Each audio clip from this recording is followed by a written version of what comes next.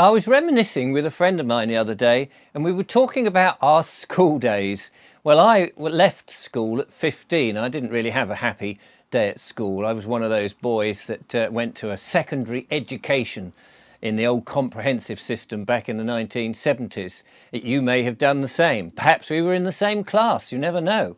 But anyway, I left school after the exams because there seemed to be no point hanging about, and the school didn't seem to want to teach you any more knowledge after you had taken the exams, and so I left. Now, as it happened, I had managed to get myself a job in a printing company, and so I left school. I was doing Saturday mornings there already, and the people there said, "Oh, you seem to be a bright lad," not knowing, of course, I hadn't been to university and I hadn't done, all these after education things that a lot of people do these days. And they were able to train me up to understand the whole print world, the reprographics world that I'd gone into. And it was great and I loved it. And at the end of the week, they paid me, which was astounding. Back then, it wasn't a huge amount of money compared to today, but to me, as somebody living at home, it was fantastic. I was able to then purchase for myself my own Super 8 film and Super 8 cameras and all the things I was interested in doing in my spare time. Anyway, I was talking to this chap the other day and he was saying, well, because he went on and did other things, he said, but these days you can't leave school at 15 or even 16. Well, you kind of can, but you still have to be in the education system until 18. And I said, what do you mean until 18? What if you leave at 16 and you've got a job? He said, no. According to the government now, they have the authority over you until you're 18. And I thought, well, this is really strange, because in the old days it was show me the boy till he's 7 and I'll show you the man. Well, you can imagine, if you're stuck in the education system till 18, you are well and truly brainwashed. So I had to go and double check this on the government's own website. And here it is, in black and white. School leaving age. Your school leaving age, it says here, depends on where you live. In England, you can leave school on the last Friday in June if you'll be 16 by the end of the summer holidays, which actually was the case in mine. But you must then do one of the following until you're 18, which was definitely not the case when I was a youngster. You've got to stay in full-time education at a college, for example, or start an apprenticeship. Mine wasn't an apprenticeship, not an official, it was just working. Or spend 20 hours or more a week working or volunteering while in part-time education or training. And that was interesting. In Scotland, there's slightly different situations. And in Wales and Northern Ireland, again, it's very different. But I just wanted to mention about the English one. Well, what strikes me about that, and you may just go, well, that sounds pretty okay. You're getting some education and it's important to get education. That is true.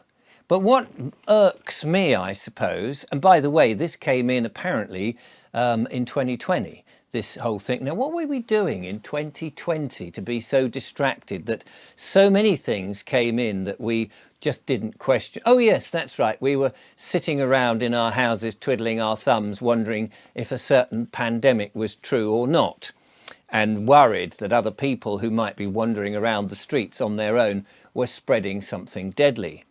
Well, yes, so 5 years ago, this comes in. So what irks me about this whole thing is the authority that the so-called government or the state has over mums and dads' own boys and girls. If I have another child, for example, today, which is very unlikely, but if I was to have another child, and I wouldn't physically have it, obviously my partner, the lovely Julia, might have it, for example, then I would think to myself, knowing what I know these days, is it's my child. It's mine and Julia's child. What right has the state actually to intervene in anything? Now, let's suppose that I was a multi-millionaire or a billionaire. If I was a multi-millionaire or a billionaire and I said, you know what, I don't want my children to go to school, they don't need to ever work, I will be able to provide for them for the rest of their lives, they can do whatever they want, I want them to be free.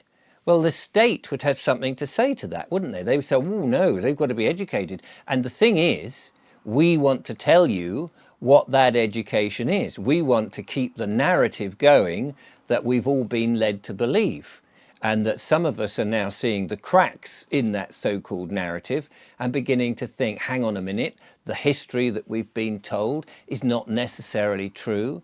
The philosophy of having to go to work and earn a living and being a good citizen and paying taxes and all this sort of stuff is also perhaps questionable. So why would the government want to have that firm control? Now, I understand that some people will say, well, some parents, are just not able to cope with their children. The kids need to be educated. The parents can't educate them themselves.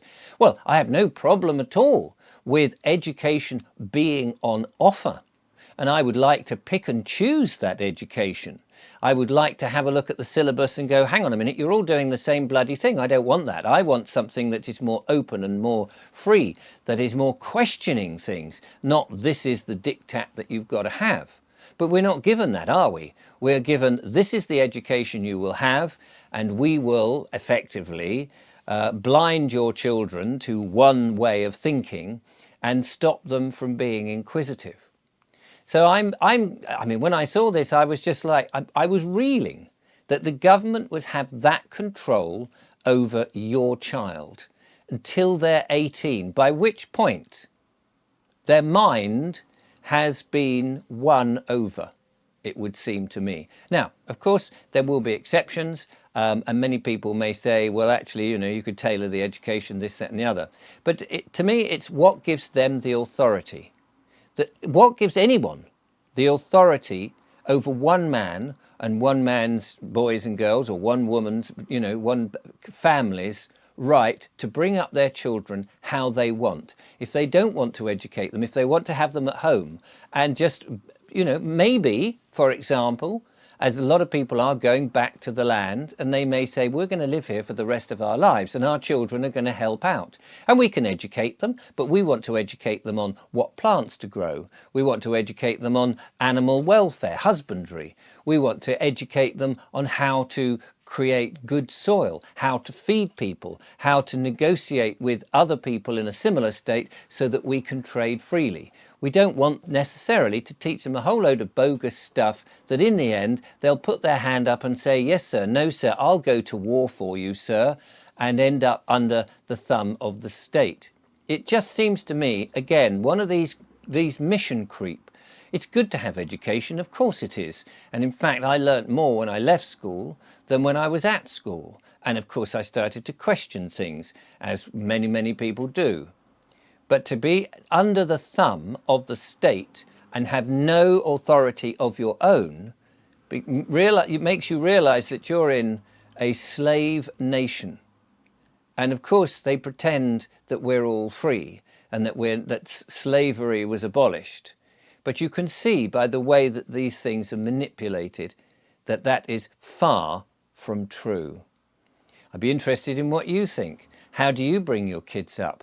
Do you find that the school system is ideal for you? That you put a bunch of children all of the same age into a class of 30 or more, in which one teacher will dominate that class and you've never met them before? You don't know their politics, you don't know their psychology, you don't know their temper, you don't know their sexual deviations, if they have any. And yet you are taking your child these days to somewhere that it seems to me has gates and barbed wire and fences, and they're teaching your children stuff that you're not even allowed to look at, and your kids come back very confused with the government's ideas of what should be in their heads and not yours. And we see in various videos online, various clashes between different religious people and what is being taught. And it's not right. At least I don't think it's right. But you may disagree. And of course, you're very welcome to disagree. So there we are. You are in the state system now if you have a boy and girl, and they'll come after you if you try to wriggle out of it until you're 18. Thank you for watching, and I will talk to you very soon in the future.